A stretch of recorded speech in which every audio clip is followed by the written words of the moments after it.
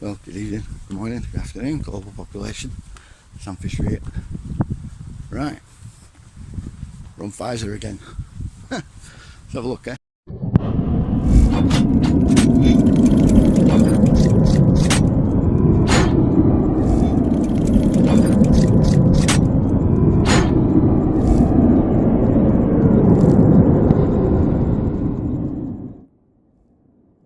Samuel N. Fisher, author of the Legion Saga. After a top-secret, multinational military experiment goes horribly wrong in the deserted city of Pripyat in 1992, it uncovers a nightmarish 25,000-year-old plot that could spell the end of humanity. Who knows? Hopefully if they make a movie out of it, they'll cast me.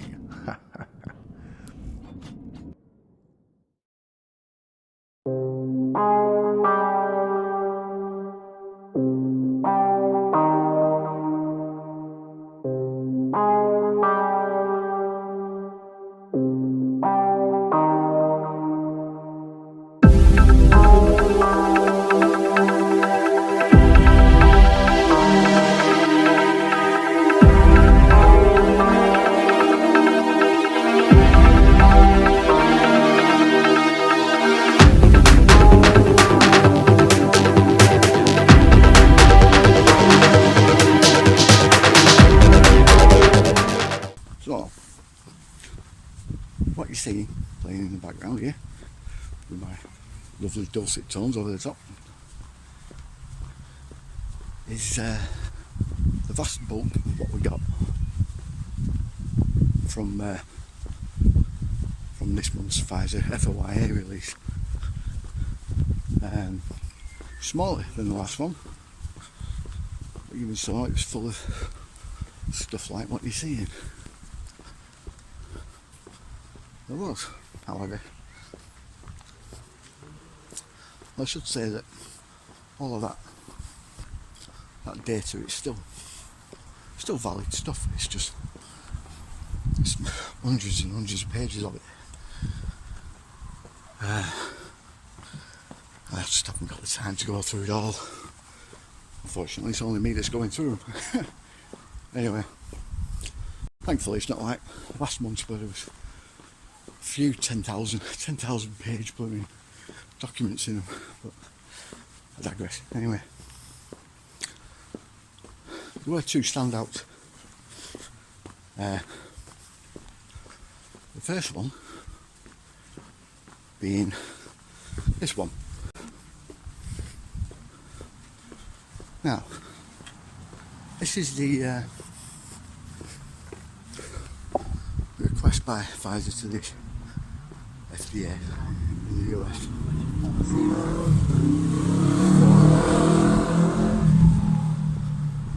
for vaccine boosters.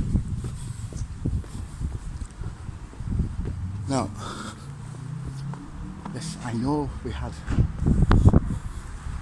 one of them, not last time, but the time before, but this one's for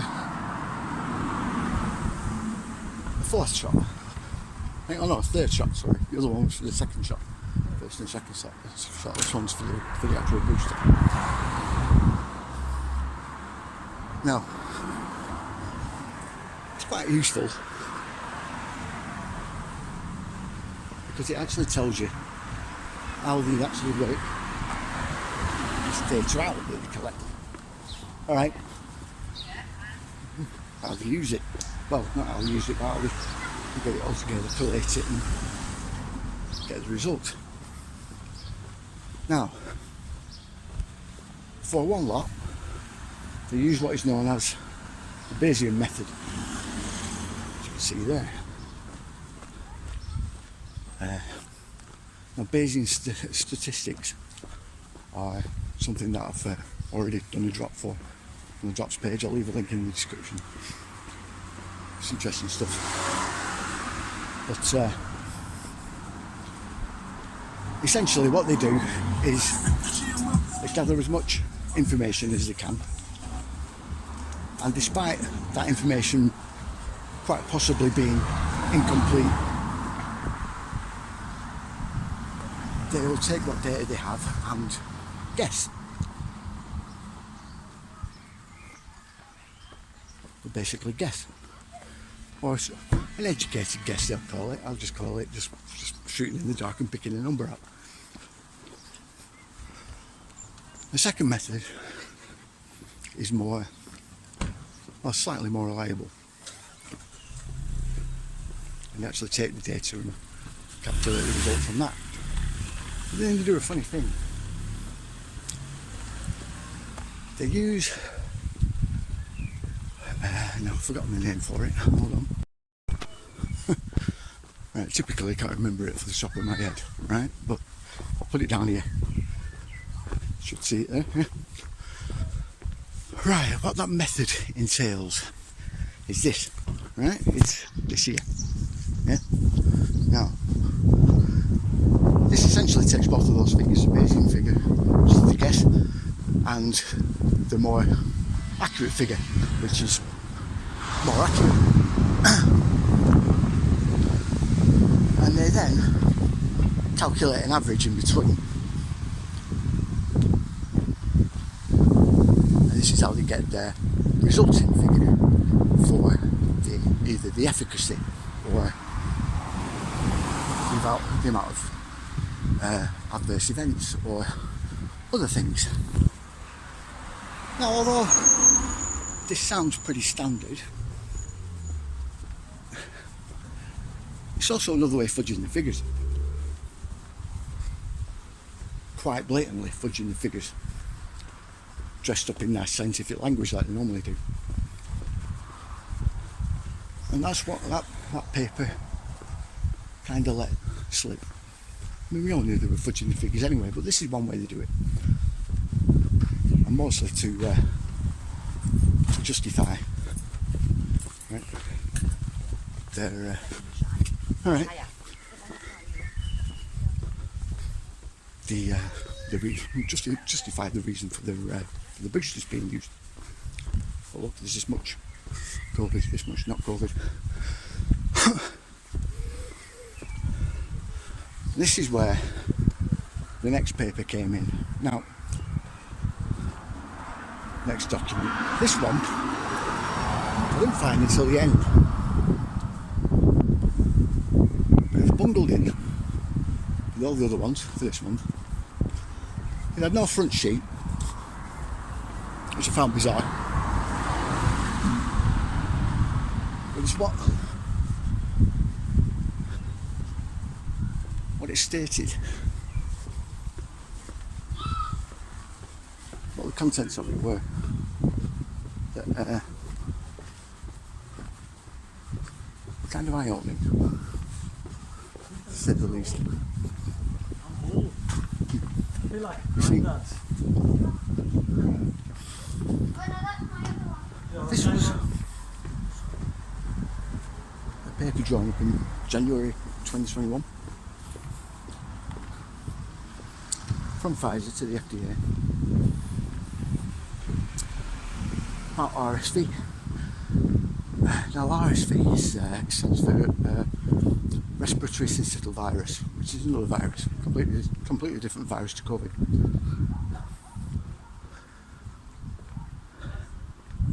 What they were doing, now this applies to pregnant women, right?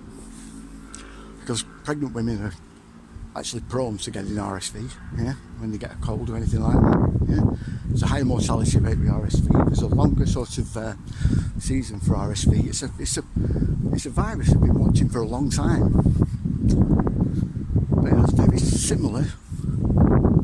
very similar symptomology to COVID. Yeah, or what they attribute to COVID anyway. And this is where it gets iffy. You see, this paper, it was to try and justify pregnant women getting the COVID vaccine. Now,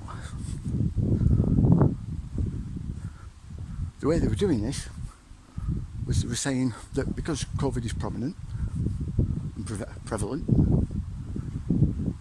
and because both COVID and RSV have similar symptoms, the symptomology is very, very, very, very similar, then basically it's more prudent to diagnose these pregnant women with COVID, not RSV, a completely different virus. It actually affects a different part of the lungs, whereas COVID is a sort of, they call it a shallow lung sort of disease, a bit like flu, a bit like a cold. RSV is a deep respiratory disease, so it affects deep inside the lungs. It's a completely different virus. So this then begs the question,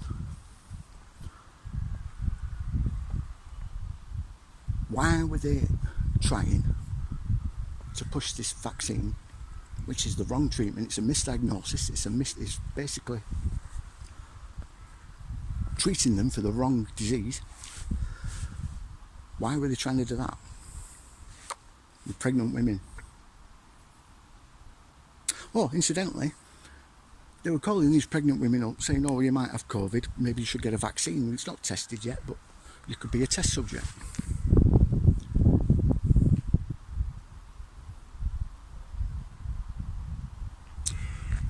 You see, then this is another way they fudge the figures. How many times have they done this with just women that aren't pregnant, or just anybody? And it reminded me of this paper here, this document, and this is from 2020 in the UK, where they freely admitted that they were combining the flu and COVID numbers, and the reason why they were combining the flu and COVID numbers was because the COVID numbers were too low.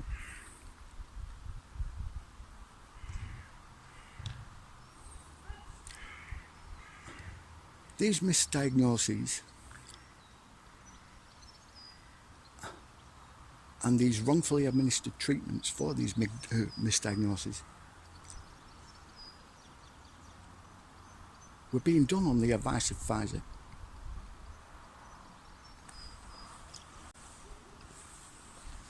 That's what they were requesting from the FDA, the permission. Well, they were suggesting to do this to the FDA and then saying we want permission to inject pregnant women with these mRNA injections, knowing full well that that COVID vaccine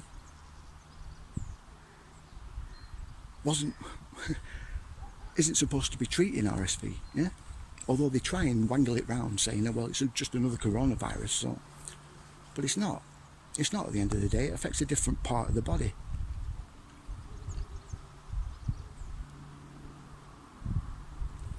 They already have a lowered immunity. Plus, they already knew, but even before then, that the mRNA gets reverse transcribed into your DNA in the liver.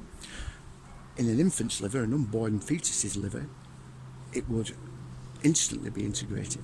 It'd get there very quickly, rapidly, in fact, probably in a higher dose than it would do in an adult.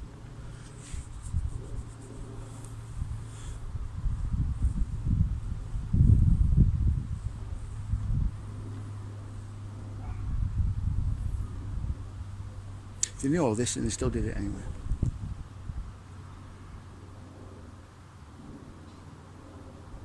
Without realising it, this paper also somewhat confirms that COVID probably doesn't exist.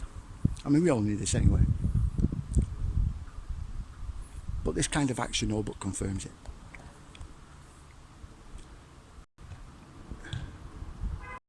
It all but confirms that this, at least with the FDA, with regards to the FDA, that it was all to do with money. How much they could make from it from the stocks.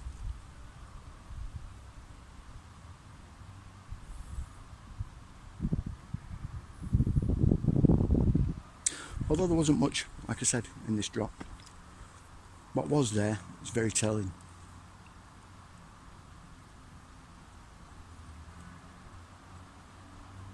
It kind of confirms a lot.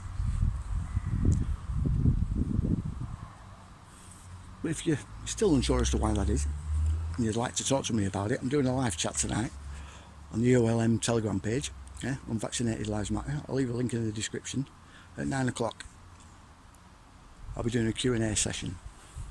So if you've got any questions, drop by and ask me, and I'll see if I can answer them.